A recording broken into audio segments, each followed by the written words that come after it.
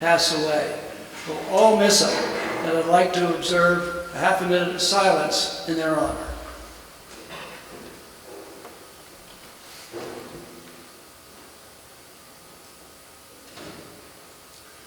Thank you very much. I'd also like to make a few announcements. I've been realizing that there are a number of write-in people that are interested in write-in positions on the ballot that we voted on tomorrow. I don't mean these statements to be in support of any of those people, but I think it's important that we all realize exactly the procedure that is followed when somebody does a write-in, puts the name in the write-in spot on the ballot. First of all, the spelling doesn't have to be perfect. As long as the intent of the signature is obvious to those people that are reading it, it will count. Also, the small oval at the end of it does not have to be blacked in. It will count as long as this person's name that you've written in is recognizable by those people that read it. And it also is important that when you do sign in, if you do sign in, that you do it in the proper place. If you happen to be voting, wanting to put in a write-in for the dog catcher, you have to be sure that the position that you are writing in for is a one-year position, if that's the one that you're applying for. In other words, when you take a look at the ballot, you'll see that some of the positions are for 2, 3 years, or 1 year, whatever it happens to be. So if you are going to exercise your right in a write-in ballot, be sure that you put it in properly and that you put in the name in a form that is recognizable by whoever happens to read it. Very good. I think we can go on then. I can find my glasses.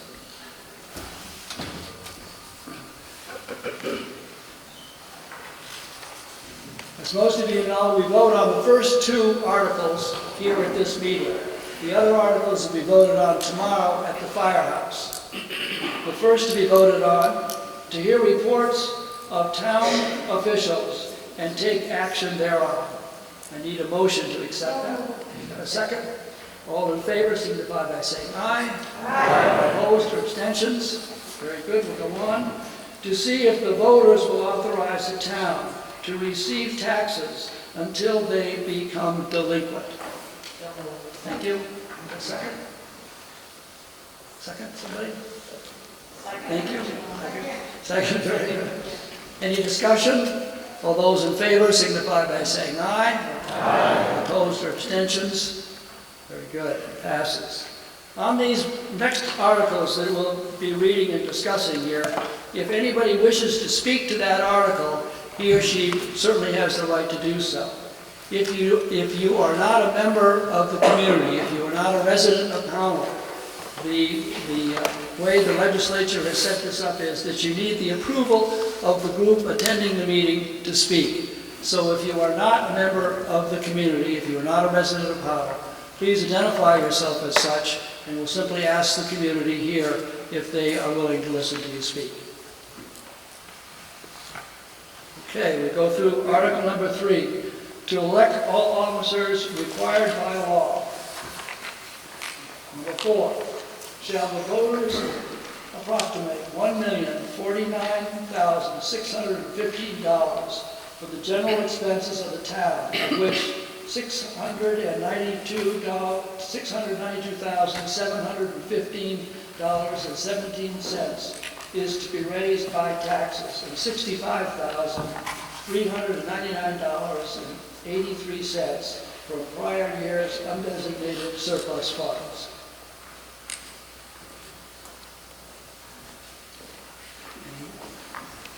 Number 5. Shall the voters approximate $1,100,760 from the maintenance and construction of the highways of the town, of which $848,697.13 is to be raised by taxes, and $120,762.89 from prior year's undesignated surplus funds.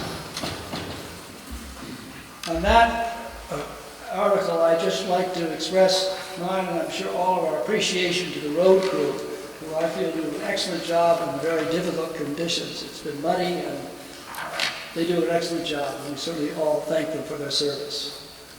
Number 6, shall the voters approximate $11,000 towards the support of the Bennington Area Visiting Nurse Association and hospice? Anybody wish to speak to that? Yeah, the word is appropriate, not approximate. What did I say? Appropriated? Oh, appropriated, $11,000, excuse me.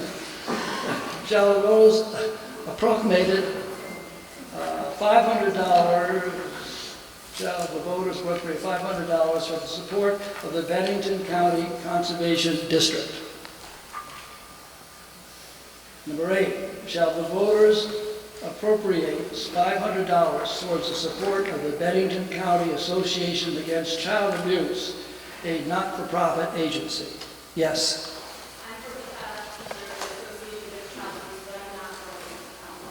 Okay, anybody have an objection to it speaking? If you wouldn't mind coming up here and speaking in the microphone.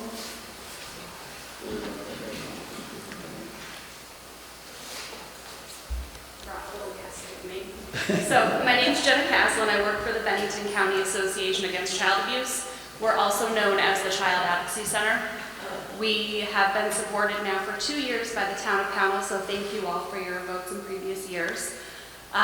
We support victims of all ages of sexual abuse, and we support child victims of serious cases of physical abuse and neglect. So we work with those children and their non-offending family members from the time of disclosure through a disposition. In addition to that, we do abuse prevention programming in the schools. So this is a big year for Pownal. Both Head Start in Pownal and Pownal Elementary are fully compliant in Act 1. We've done all the training with the staff, and now they're fully functioning on their own with the abuse prevention programming. So we still offer supports for them, but they're flying on their own this year, which is great. So I hope you'll consider voting for us again this year. Thank you. Thank you. Anybody else wish to speak on that article? If not, we'll move on. Shall the voters appropriate $500 for the support of the Bennington County Conservation District?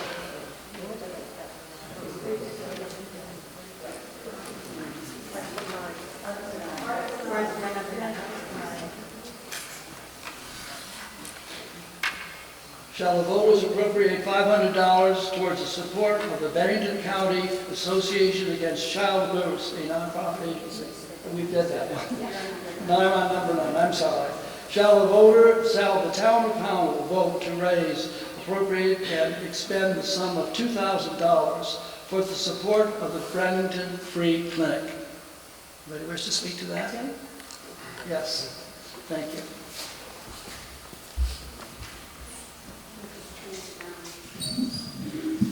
Good evening. My name is Ruth Botso, and I'm a board member of the Greater Bennington Interfaith Community Services Organization, which runs the Bennington Free Clinic.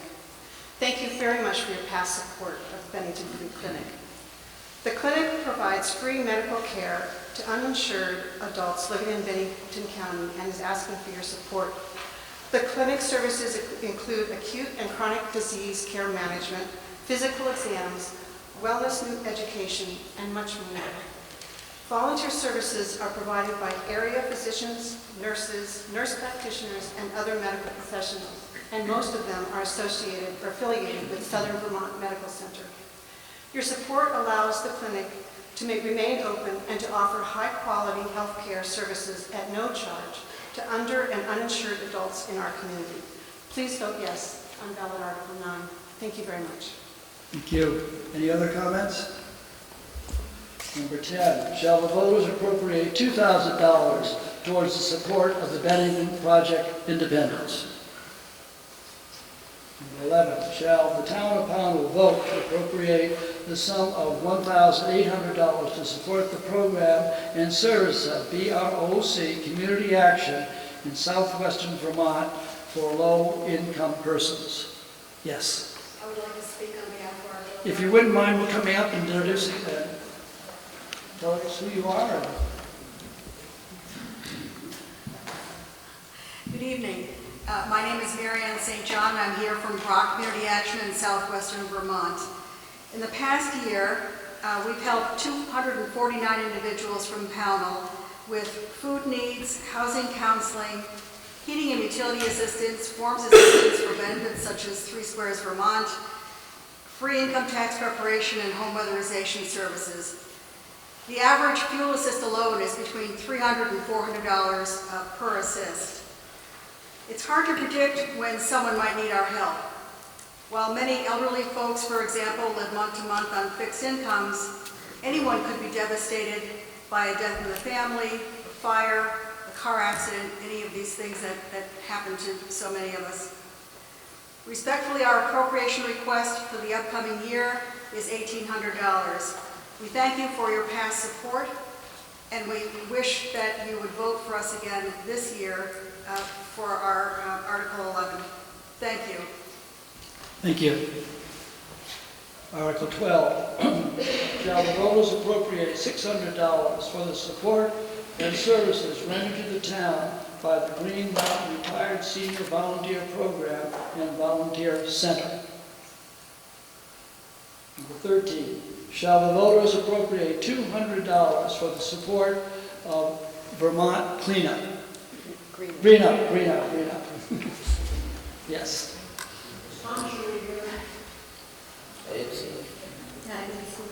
I'm Dave Lowe, Pownal president.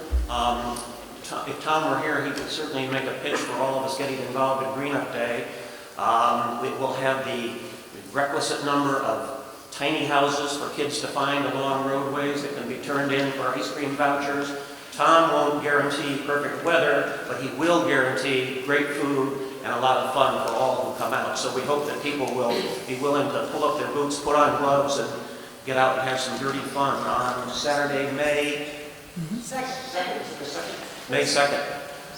This year we would also appeal to any of you parents who are coaches or in charge of various youth activities in the area. It's a great time and opportunity to have groups of kids participate in that. And if you're interested in that, you can talk to me and Randall or me here afterwards or between now and Green Up Day, and we can make sure to have ways to have those kids involved. Secondly, I just want to comment briefly on Pownal Proud, which in addition to the Green Up Day work, makes an effort throughout the year to reduce litter from our roads and stream sides. We meet regularly to strategize. We have done cleanups recently in the White Oaks area, the Tubbs, Ladd Road, Barber Pond Road, and we're taking a close look at the evolving problem behind the racetrack. So we are active and looking for people to participate in that as well. If you have areas that you're concerned about, please let us know. And if you would like to join the increasing number of town residents who have been willing to become road stewards, if you will, by adopting a road that's near and dear to you and just being willing occasionally to walk with a trash bag or jog with a trash bag, that would be great. Tom and his gang at the transfer station happily accept trash that's collected in that regard by road stewards. So please let us know if you would like to join that effort as well. Thank you. Thank you. Article 14, shall the voters appropriate $5,000 towards the support of the Oak Hill Children's Center? Anybody speak for that? There are articles in this document that you can pick up at the desk if you don't already have it.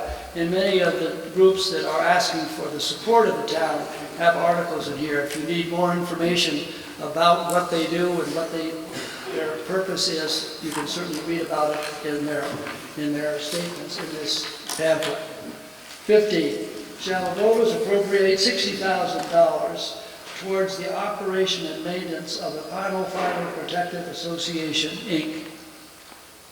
Yes. My name is Jamie Elwell. I'm president of the Pownal Fire Protective Association. Everybody hear them all right? No. Why don't you come on up, Jamie?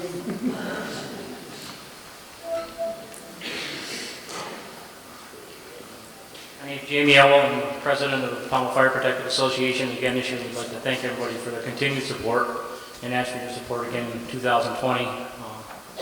We did have to replace the jaws of life this year, just from being used over the years. It finally broke. And just to give you an update on that, again, we're here 24/7. Meet every Monday night. Always looking for people to come and join. So doesn't mean you want to run into a burning building. We're looking for help in any manner we can take. All right? Thank you. Thank you. Article 16, shall the voters appropriate $50,000 for the Pownal Rescue Squad towards the ambulance and replacement, insurance operation, and maintenance? That's me too.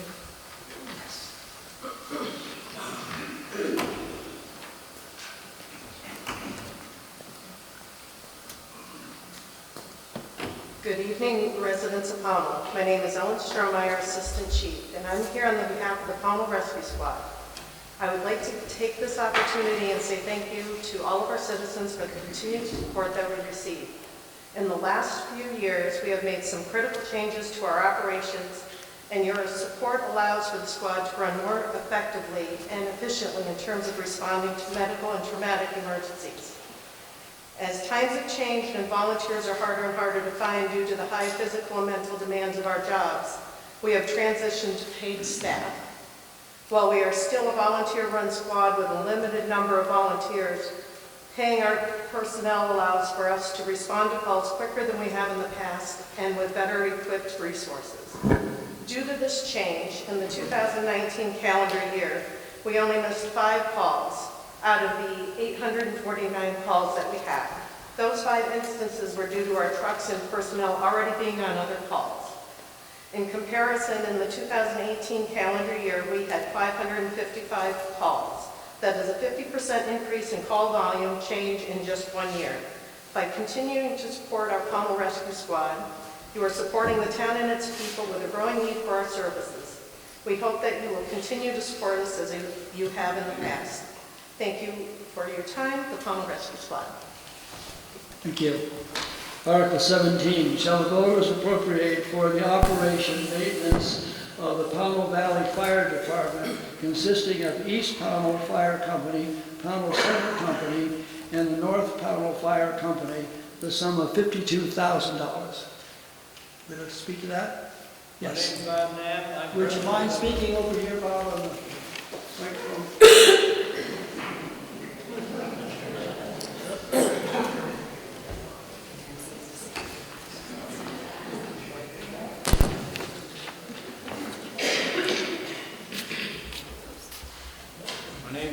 My name's Bob Knapp, and I'm president of the Pownal Valley Fire Department. We appreciate everything that the taxpayers have done for us. We meet on Monday nights. You are welcome to come around. We're always looking for new members and hope that we continue to keep getting your backing. Thank you. Thank you. Article 18, shall the voters appropriate $19,500 towards the Pownal Valley Fire Department Fire Truck and Equipment Fund? Go ahead, Bob. Give it a shot. Give her a shot, he says. Okay, we have this fund because trucks cost so much money and equipment costs so much money that we hope to have funds ahead when we purchase this stuff so that we don't have to finance quite so much. And we appreciate everything that you people are doing for us in this line. Thank you. Thank you. Article 19, shall the town of Pownal vote to raise, appropriate, and spend the sum of $2,000 for the support of the Pownal Youth Baseball? You would like to speak to that? Oh, what the heck, I will. Okay. It's all right, I got it. Brian Harris, I'm board member of Pownal Youth Baseball, and I would like to just thank the voters for all their support for Pownal Youth Baseball. I've been coach for 6 years, and I've been on the board for just as long, and we appreciate everything everybody does in supporting this. The Pownal Youth Baseball is a great cause. We take in a lot of kids from underprivileged families, and by supporting us, it allows us to cover the cost of insurance for those kids, and it helps us to get uniforms for those kids so that it's minimal cost to the parents, and it gets the kids a chance to come out. get some community experience and interact with other kids they might not otherwise get to. So I just want to thank everybody for your support. Thank you. Thank you. Article 20, shall the voters appropriate $500 for the support of services rendered to the town by the Project Against Violent Encounters. 21, shall the voters appropriate $15,000 for the operation and maintenance of the Solomon Wright Library. Yes. Good evening. My name is Karen Belize, and on behalf of the directors of the Solomon Wright Library, I would like to thank the citizens of Pownal for your continuous support of the work of the library and its important place in our community. It is a very exciting time at the library. Through town funds approved by the voters of Pownal last March, the board was able to hire a part-time library director, Jen Ryan, who hit the ground running in October. We are amid a much-needed renovation to the original section of the library, which was opened in 1966, with minimal upgrades over the last 54 years. And through a request from Helen and George Runner, we've been able to start the process of renovating that. If people don't know, Helen was the first librarian of the Solomon Wright Library. We are also in the process of raising additional funds to complete the renovation, to make the Solomon Wright Library into a true community center, offering, to name a few things, movie nights, arts and crafts programming, infant and toddler story hours, guest speakers, and the establishment of a library of things. We would like to ask the voters of Pownal to approve Article 21 to appropriate $15,000 for the operation and maintenance of the library, and Article 22 appropriating $15,000 towards the salary of the part-time director. The anticipated renovation completion date will be at the end of May, at which time we will be inviting the community to an open house honoring the renters, Linda Hall, and our former director and the Case family, who have been supporters of the Solomon Wright Library since its beginning. It is our hope that you will vote yes on Article 21 and 22 in support of our library, and it is also our hope that you will come out to our open house in May. Thank you. Thank you.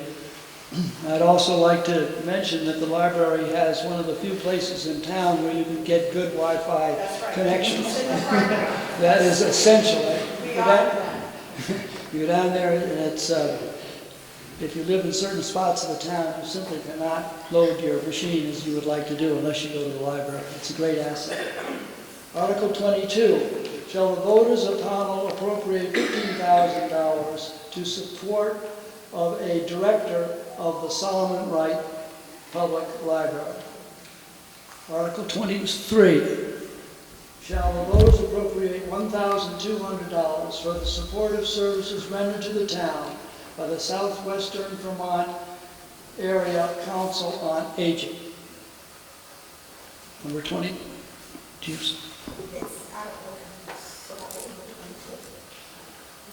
Well, it's 22 in my book.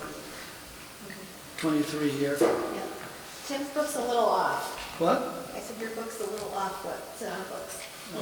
Well, You're looking at last year's ballot. yeah, that's last year's. Thanks, Tim. Very good.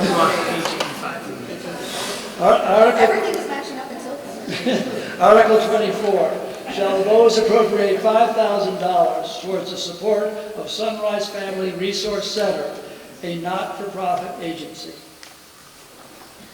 Yes. Wouldn't mind speaking into the microphone and introduce yourself?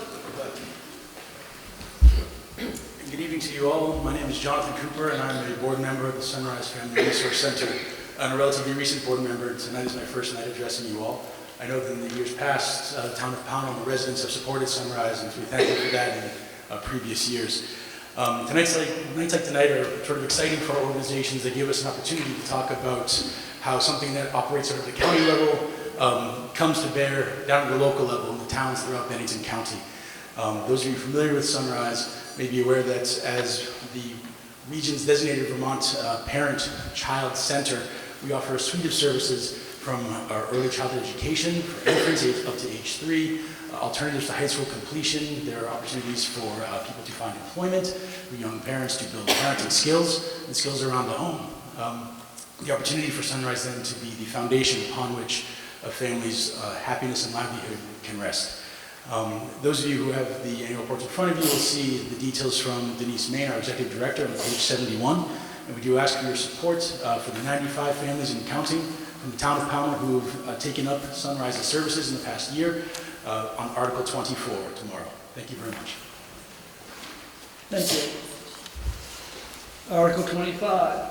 Shall the voters appropriate $2,500 towards the support of the program and services rendered to the town by the Tutorial Center? Article 26. Shall the voters appropriate $440 for the support of Disability Vermonters by the Vermont Center of Independent Living? 27. Shall the voters of Pownal vote to raise, appropriate, and spend the sum of $2,000 for the support of the Pownal Valley Swinging Seniors to provide services to residents of the town? They're swingers too. Anybody like to speak to that? 28. The town of Pownal vote to create a fire station building fund to be used to replace the Pownal Valley Center Fire Station and appropriate $20,000 to the fund. Bob, are you going to do it again? Okay, good. Get your chair closer. If you don't remember me, my name's Bob Knapp. I'm president of the Pownal Valley Fire Department. We have run into some problems with the old station. It was built in 1947. There's no foundation under the building. It was built on a slab. And if you look at the cement blocks when you go and vote tomorrow, from the front corner of the building back to the door is where you can see it easily, the cement blocks are starting to crumble. And we know that this is going to create a big problem later on down the road. And what we're trying to do, we're trying to get a head start on this thing. And we appreciate everything that you will do for us. Thank you. Anybody have any questions? Thank you. It's all yours. Article 29. Shall the town of Pownal enter a communications union district, CUD, to be known as the Southern Vermont Communications District, under the provision of 30 VSA Chapter 82. Would you like to speak to that? Yes, come on up. Yes, I think she's going to. Was somebody else going to speak? No, go ahead. If you come on up and. Okay.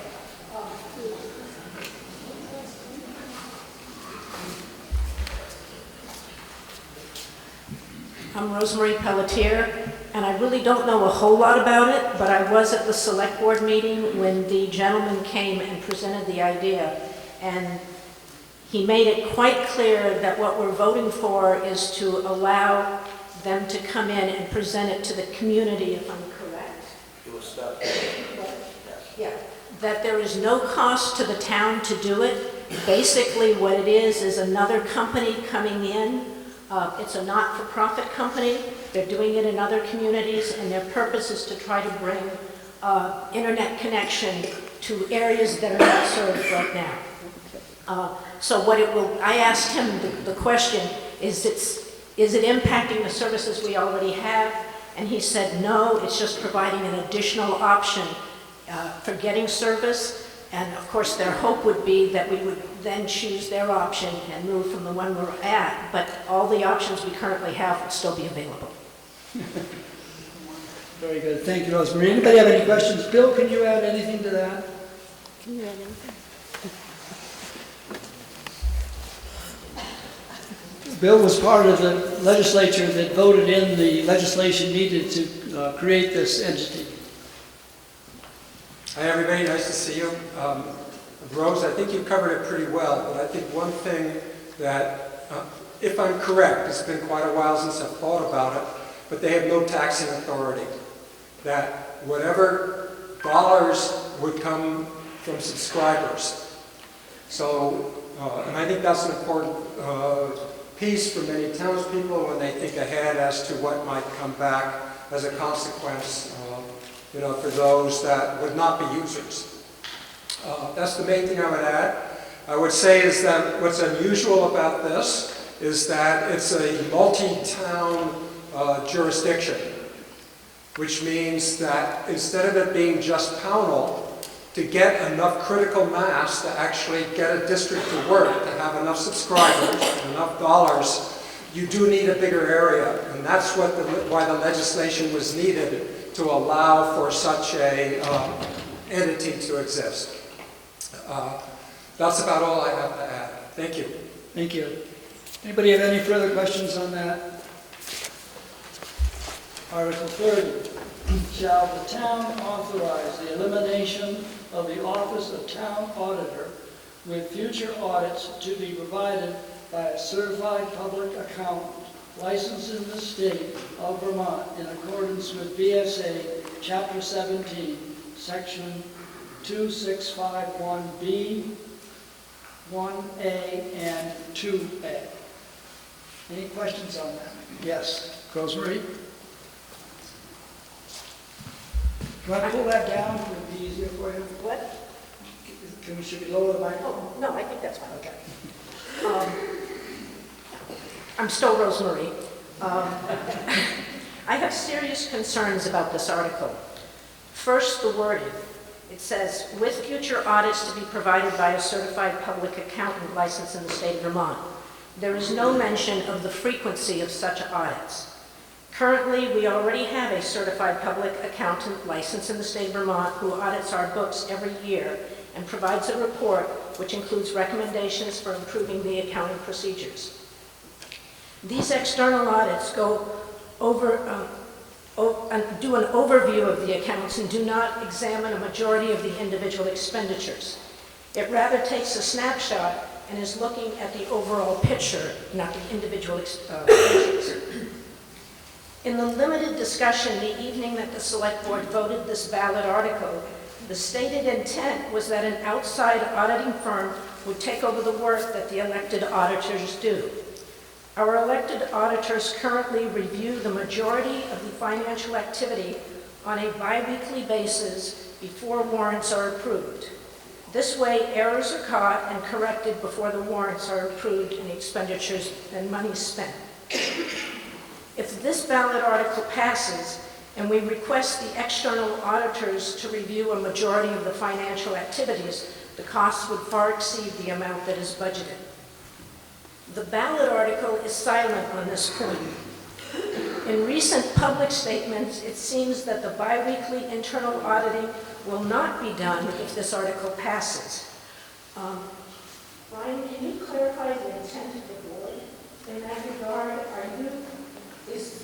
Are the auditors, if this passes and these auditors, a firm comes in, are they going to be doing the work that the internal auditors are doing, or are we eliminating that bi-weekly check of the accounts? So the purpose of the ballot article is this is a recommendation from the VLCT that came out in the newsletter. Regardless what people think, I actually read the newsletter every month. So this was a recommendation that came out in the January-February newsletter, and the VLCT, Vermont League of Cities and Towns, has found that many municipalities across the state, some of which don't have elected auditors, by appointing certified public accountants, they have discovered many dormant accounts in towns where money is sat dormant, usually as a result of a treasurer losing an election, new one coming in, new auditors coming in.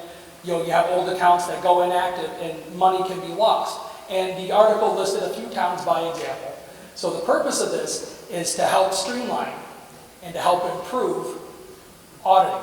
So with municipal accounting, it's become a much bigger entity than what it used to be 30, 40, 50 years ago. It's a lot more in-depth, there's a lot more knowledge that's needed, and it's to help make sure that we have qualified people to do it.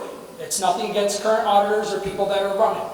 It's just to help ensure that going forward, we make sure we have people that are qualified, that know what they're doing, and that can help offer recommendations. It also brings in an outside set of eyes that it eliminates any possibility of internal politics playing any part of it. You haven't answered my question. I'm sorry. Okay, is the person you're going to, if this passes and you hire a firm,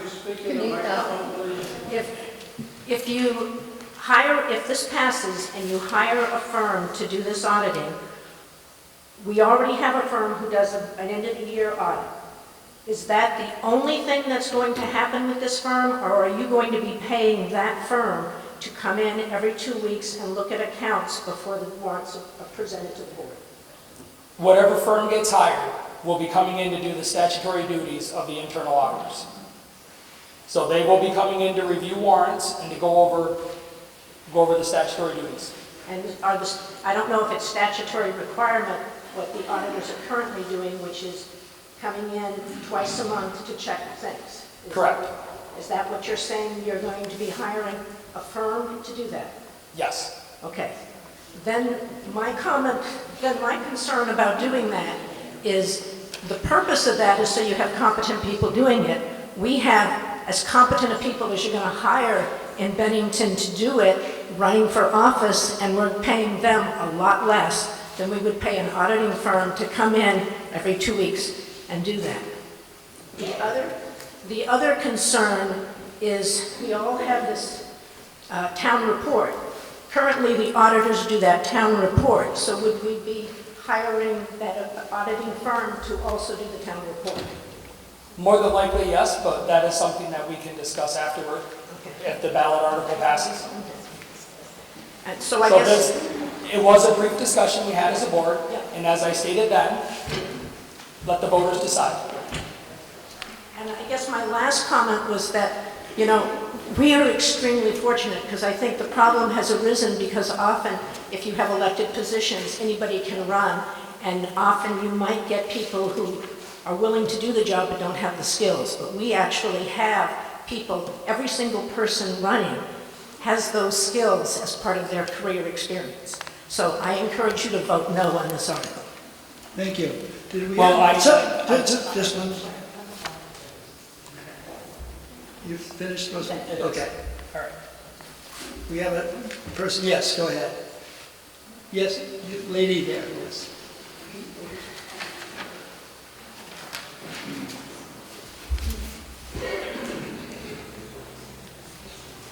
Hi, my name is Jenny Dewar. So you just said that it would be yearly versus bi-weekly, but that is not what a No, it'll be select- bi-weekly. I mean, We hire a firm yearly now. bi-weekly versus yearly, but that is not what a selectman wrote on Front Porch Forum yesterday. He said that this would be eliminated and it would be done yearly. How will it be paid when there's only $5,000 in the budget? I don't know what was written online. I don't follow Front Page Forum. That's fine, but how will we pay for a professional CPA when only $5,000 is budgeted? Well, that is a question that we will get with the treasurer on, and we will figure out where we can, what funds we can designate from. More than likely, this first year would most likely have to come from undesignated funds. So it's not in the budget? But going forward, if the article passes, it will be. So if the article is passed, our taxes are going up? Yes, Paul. Wait, one second. You want to speak to what she said? As of right now, we don't know what the true cost will be because we haven't done the research. I'm just going to put it out there. And the other part of this, if you have an outside auditor to do this, they're coming in twice a week, and they're the same ones that are doing the annual audit, you would think that that annual audit would go quicker. They can do that. But I don't know. I haven't looked into the legal part, if we have to have a separate auditor for the annual one or anything else. But As of right now, we don't know what the cost is. So I don't know if we're supposed to be doing a political thing in this forum. We can discuss anything on the ballot. You're perfectly within your rights. Did anybody? Hi. My name's Rebecca Dragon, and a couple of years ago in 2018, there were no auditors, and I volunteered to serve as an auditor, even though I didn't know anything about auditing, but you know, I can do math. And so I spent 5 months training and learning about the books. I certainly only learned a little drop in the bucket of what happens in those books. It's an extremely complicated system. And when I was no longer able to serve in that capacity because just family life got in the way, in my resignation letter, my recommendation to the board was to hire an external auditing source unrelated to the town of Pownal, to depoliticize the position and to make sure that someone who's unbiased and unrelated to any of the cast of characters here in our little town were the ones looking at those books. The statutory requirement, if this is changed and we remove the elected position of auditors, the statutory requirement is an annual audit, which absolutely can be, so I'm sorry to tell you, sorry Brian, you're a little bit wrong. The statutory requirement is not bi-weekly auditing, it is an annual audit. And if that auditing, that external once a year annual auditing company wants to come and do it throughout the year, they can do that. They can come and do those kinds of books.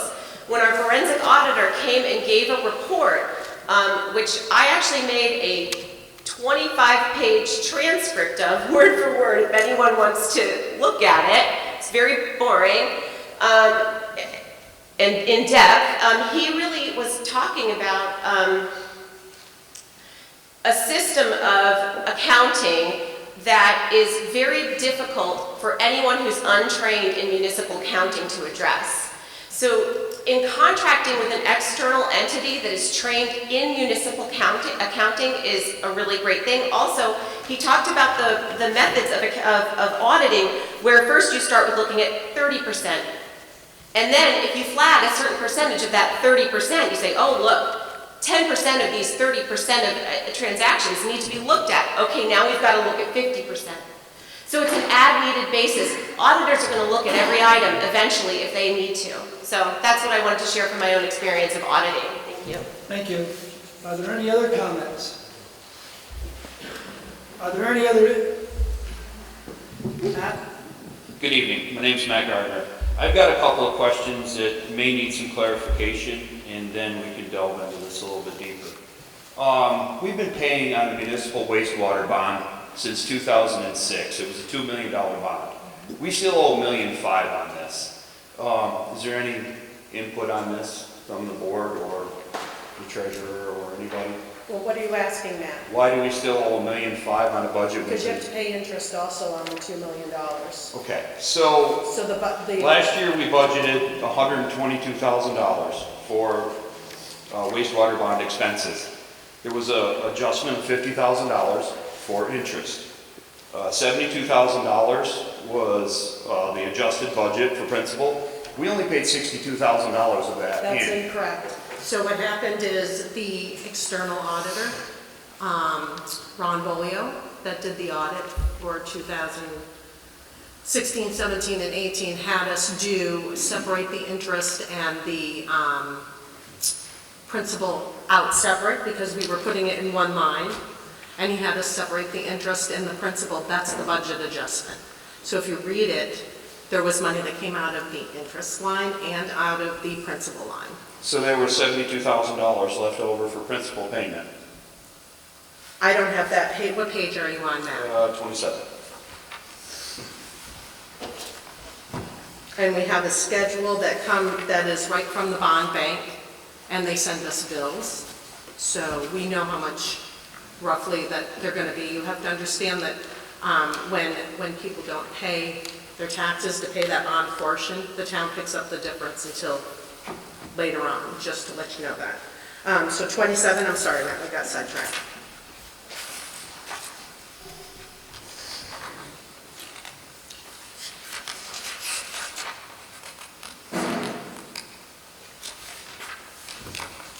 Okay.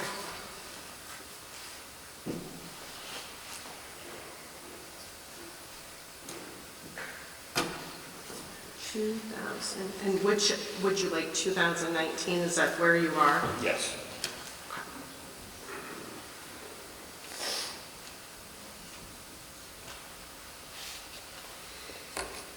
And I don't know why that isn't in there, because I don't do the book.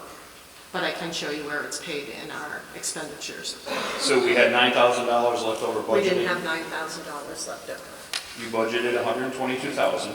I understand you have the Okay. schedule of the bond payment. Yeah. Okay. So there was $9,000 left over of budgeted money that wasn't applied to the payment. And that rolls over then, as on That was my designated question, why funds. wouldn't we allocate the extra $9,000 towards the bond payment? Because you can't allocate, you pay the bond what they request. So it can't be paid forward. That 9,000 would roll over if that, so I don't have my obvious. So it becomes undesignated funds. It would become undesignated funds if there's money left in an expense account, that is what happens. Okay, page 31. There were prior year fund balances. Okay, we had general, road, trust, special revenue, wastewater, and other. Other becomes a very large item. Can we explain what other is? Yep, tell me where it is. Well, I'm sure I can't right this minute, Matt, because No, obviously I I know. can't detail. There's a $14 million line item under other. That's a very large line item for other. That's a sewer system bond. Under prior year fund balances. You just said 14 million, correct? Yes, It says other other. on page 30. Under the heading, Yeah. we have other. Yeah. And what would fall under other for $14 million? Are you not reading over here on the left? Am I not looking in the right place, Matt? You should, you can ask some of them. Yes, that's what I'm looking at. It carries down from the sewer system bond. So we go from 1.4 to You'll have to 14? ask, so this part is put together by the internal auditors. So you would have to ask them what they group together. So Do you understand? yeah. Okay. So the prior year fund balance in 2018's book was $16 million. And when we carried a 19, the prior year for 18 was $14 million. So we lost $2 million. So ask the internal auditors. This where is my they got point. their number. Now, if we go to a CPA, will the people in town have the ability to ask the internal auditors, or will we be eliminated from interaction with the people that could answer these questions? But if you find that in a book that's done before town meeting and ask those questions, we can have the answers for you at meeting. So, Correct? but at any point in time now, I can come in, I can grab this book, and if we have a CPA, I don't have the ability to interact with a CPA firm on a regular basis. I can't pick up the phone and say, so-and-so, I just looked at the book, I was bored, and I found a $2 million discrepancy in fund balance. So I can't call up a CPA and say, geez, you know, I was bored on a Sunday, what happened to $2 million in the fund balance? Correct, but some of the reports may or may not be lumped together. You would have to ask the internal auditors how they put the book together. So we can allow, by voting no on Article 30, we allow ourselves this opportunity to ask the auditors. You would have to find out. That's what I'm just I can't throwing answer this that out. for you, Matt. Right? I mean, But it's, by your theory, by your, right, and actually statute states the select board would do the town report if we don't have internal auditors, unless otherwise designated elsewhere. so I'm just afraid that if we do the CPA, we lose some of our interactions with the town. I That's do not just- know that. You that can was ask- my You can thought. ask other personnel in the office. Thank you, Matt. We have another Thanks, Matt. individual would like to come up and ask a question. No, if you want, excuse me, if you want to make a comment, please come up. If you find a $2 million discrepancy, Wait a minute, email wait. the select board. Excuse me. excuse me, please introduce yourself and Michelle follow the Peckrell, resident of Pownal. If you find a discrepancy, you have a select board. That's what they're there for. Thank You know, you go to them, you say, hey, I found this. They will work with the CPA.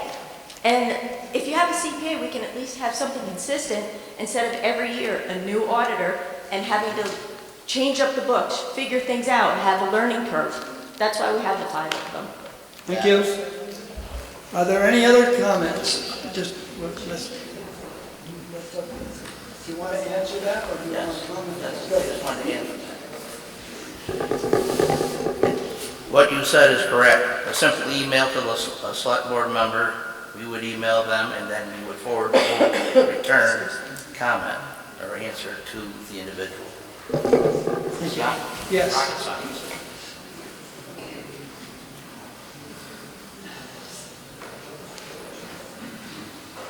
I'm still Jenny Dewar. The select board also can change yearly. This year, we have internal auditors who have been doing the auditing, who will continue to do the auditing. If we keep the internal auditors, they are all highly qualified people. And so this might be good at some point, but right now, it is not necessary. Thank you. Do you have a comment? I do. Would you like to come up and?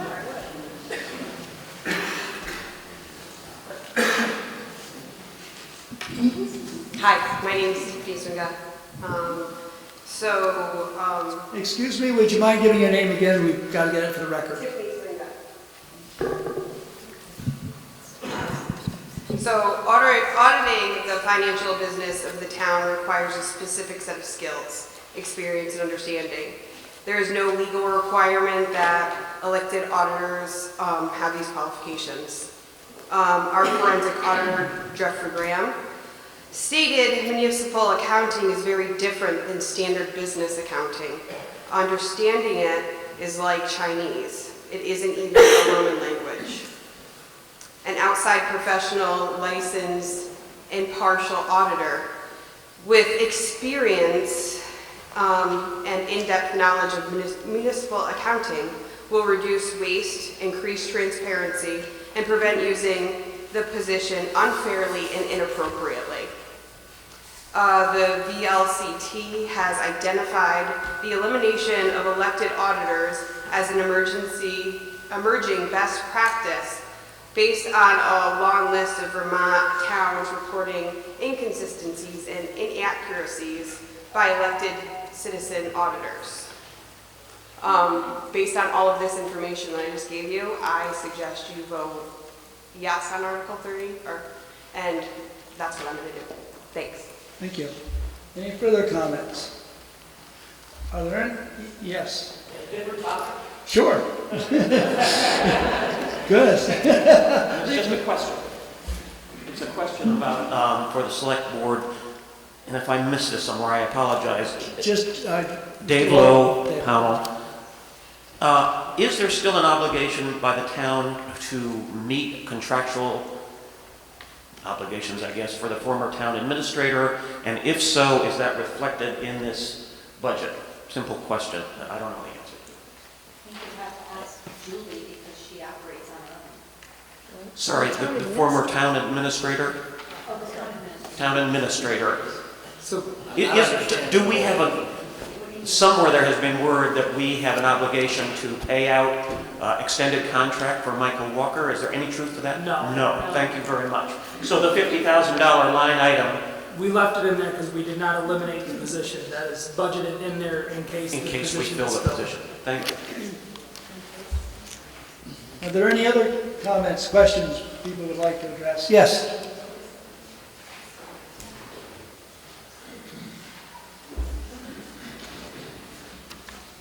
Hi, my name is Scott Buck. You don't find me on a tax paying, I'm a registered voter here in Pownal. As I go through the town book, I see, and I also, sitting here tonight, saw some wonderful people come up and give an explanation about what it is that they do. About what it is that they do with the funds that we allocate them for each time we elect and vote. Is there a chance to see any kind of a statement that shows where that money goes from each article that we give some money to? Just asking. I guess it's called a profit loss statement. I just want to be sure I understand your question. There are several articles in here that we vote on to allocate monies to certain entities throughout the year, and it's a wonderful thing that we all give money to some wonderful causes. I really appreciate that, and I'm sure they all do too. As someone who votes, and I'll go on that in a row as I do pay taxes, can we see where the money goes? That's all I'm asking. Thank you very much. Thank you. Does anybody, select board member, like to comment on that? Sure, go ahead. Scott, are you talking about the ballot articles? That we show like the money that we give to whomever? Sunrise or to whomever. I mean, they have wonderful explanations. It's awesome. Some have not. So I'm just Right, there is some right. Profit loss statements from these people that we give money to. So you're asking them for a profit and loss statement, is that what you said? Just so we can show where the money is gone to be given, whether it's $600 or $10,000. Right. I understand that. I was just making sure that you weren't asking us for something, because we don't, once we give the check over, that's it. That's why I'm asking. Okay, thanks, Scott. Are there any other questions? Yes, go ahead. For these people to get on the ballot, they have to show a financial statement with their signatures to the, and present them to the board by a certain date for us to take and push them forward so they'll even be on the ballot. So unless you go to their board, I don't know if you'll get what you're looking for. Do they tell you what they're doing with the money before We don't know how they're spending it. They just show what they've spent and what they have it on their statement. But you don't know how. I don't know where it goes, if they fix a roof or bought a vehicle, that part I don't know. Aren't you curious? Well, yes, but. Okay, are there any other general comments? I know that we have a representative here that would like to speak to us. Nelson, is that correct? Okay. I've never known you not to speak, Nelson. I'd entertain a motion to adjourn this meeting and encourage you to stay here to listen to Nelson. Have a second? A second. All in favor? Aye. Nelson, take the podium.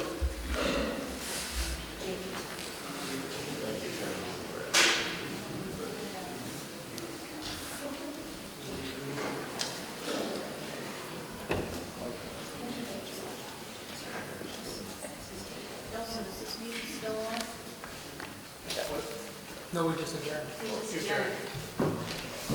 Okay, first of all, I went upstate, not sure what I was getting into, and I thought it was going to be tough, and it is tough.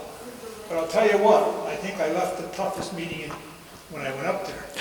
These guys are doing a wonderful job of what they have and what their ability is. It's a tough job to learn, and we need to appreciate those people that run and fill those seats. We won't always agree, but we should certainly respect the people that serve us and take and do everything we can to help when we can. With that said, I'm learning as I go up there. There's a couple of bills that would have impact you that we just passed. I just spoke about the one with Woodford to do with Act 250.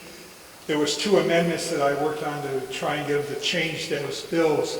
One of them was that anything above 2,100 feet was going to have to go through an Act 250 permit for anything anyone would do to their property. Woodford is at 21,480, or thereabouts. So everything in Woodford would have fell under that. I worked on an amendment to change it back to 2,500 feet, and it passed the House, but now it goes to the Senate, and we'll see what happens there. Also in that bill, there was a thing for Act 250 permits for downtowns to be exempt from the Act 250 process so that they could move quicker and go through the local zoning. I also had them add village designation areas. And as you know, we have 3 of those areas. They did put in it that you have to have your town plan, your bylaws, all the stuff that we have, the subdivisions and the flood stuff, and we need to keep them up to date. That'll help us when we do things within those areas. as we all know, with anybody that's ever dealt with an Act 250 permit, and as you know, I dealt with one for a few years when we were doing what we were doing around town with the sewer project, and it's not an easy task, so I wouldn't wish that on anybody if they can bypass it. So now that's where it is. It's in sort of a conference. Well, no, that one goes to the Senate. What's in a conference is the S-23, which is the marijuana law. Cannabis, I'm sorry, you're not supposed to use the word marijuana. It's a cannabis law. They made us make sure that that's in the bill all through it, that it's got nothing to do with weed, it's all to do with cannabis. We have done that, but one of the things they changed that we're sort of hoping that the Senate will put back, each town could have had an option sales tax so that they could have got 2% on everything that occurred with the cannabis. But what they did now is they made it so towns will have a licensing fee that they would license these various, would it be a sales grower or whatever. And as we know with fees, if anybody's gone like the liquor store or the others that are in town, the town usually has a very low fee for those things. And basically, if you had a 2% sales tax, and if you look at Williamstown, I think it sold $800,000 worth here, and I don't know how long, it's been a few weeks, right? Medical marijuana. 2% of that is much more than you would ever collect from all licensing. So we're seeing where the Senate's going to go with that. Dick Sears and Brian Champion, who represent us at this end, is on board with the fact that they think it should be an option tax by the sound. We'll see how that changes. What else can I say? The other thing is, if you go to the Vermont webpage, which I wrote down somewhere, I go to it all the time, you think I remember it by now. Legislature@vermont.gov, and it'll list, there's a place where you can go look at every bill that's been submitted. Doesn't mean all those bills will hit the floor or ever make it out of committee. But if there's something new that you see, I would like you know, if you go there and look, that's the thing you should email me on, and then I can go to what committee it's been assigned to or so forth and find out what the status is of those things and get back to you.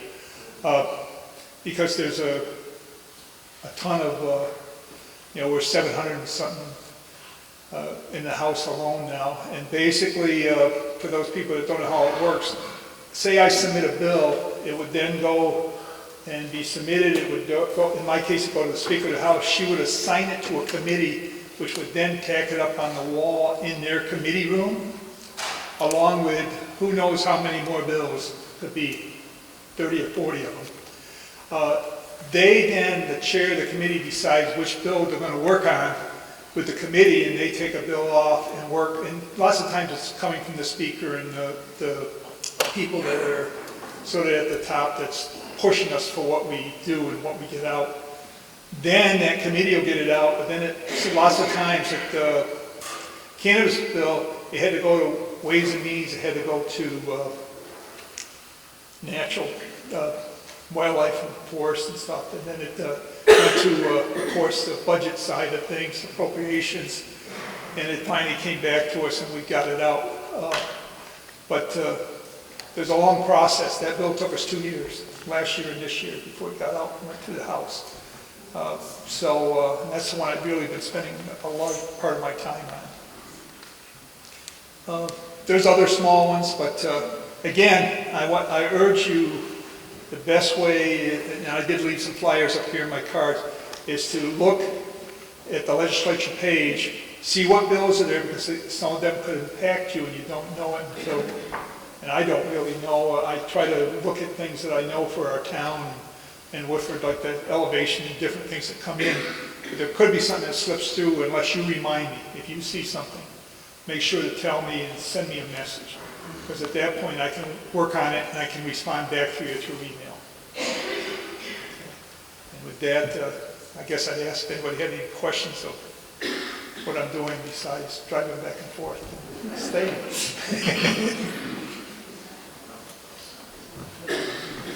Thanks. I will say that Nelson and Dick Sears will write you back. If there are no other business to transact, I call this meeting closed. Thank you very much.